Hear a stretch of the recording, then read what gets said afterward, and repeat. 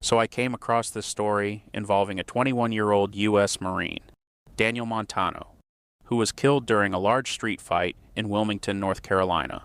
According to reports, police arrested a man named Davy Spencer and charged him with second-degree murder after the stabbing death of Montano during this downtown altercation. Now, before I get into the broader discussion here, I want to be clear about something. There are still details we do not fully know yet. We don't fully know what started the fight, whether the Marine was directly involved, trying to stop the fight, defending somebody, or simply got caught in the chaos. And I think that distinction matters, because too many people online immediately turn every story into a political slogan before the facts are even settled. But with that said, what really grabbed people's attention here was the suspect's criminal history. Depending on which report you read, people are saying this guy had dozens of prior arrests, charges, or violent offenses stretching back years. Now, whether that number is 40, 60, or somewhere in between, honestly doesn't even change the larger point for me. At some point, society has to be honest with itself about repeat violent offenders, because this is the part people are getting tired of seeing. A person with a long history of violence cycles through the system over and over and over again, gets released again, and then somebody ends up dead. And every single time this happens, the public gets told, well, hindsight is 20/20. We couldn't predict this. The system worked as intended. No, people are losing faith in that answer, because eventually the average person starts asking how many chances are enough.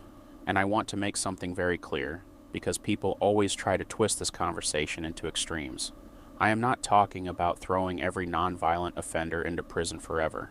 I'm not talking about somebody getting caught with weed when they were 19. I'm not talking about one bad decision ruining somebody's life permanently. I'm talking specifically about habitual violent offenders, people who repeatedly demonstrate through years of behavior that they are dangerous to the public. At some point, the justice system has to prioritize public safety over endless second chances. And honestly, I think one of the reasons stories like this explode online is because people no longer believe there's accountability anywhere in the system. If a repeat violent offender gets released and later kills somebody, the judge moves on, the prosecutors move on, the parole boards move on, the institutions move on, but the victim's family lives with that forever. And I think that disconnect is what people are reacting to. Now, do I think judges should be arrested every time a released offender commits another crime? No.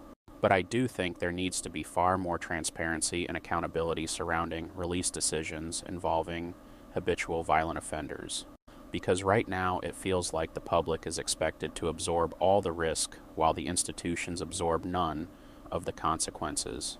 And again, this isn't about vengeance. This isn't about bloodlust.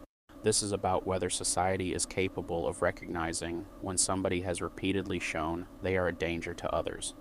Because if someone spends years cycling through violent crime, arrests, assaults, and repeat offenses, and we continue sending them back into the public over and over again, then eventually people stop seeing these tragedies as isolated incidents. They start seeing them as preventable. And honestly, that's where I think a lot of the anger in this country is coming from right now.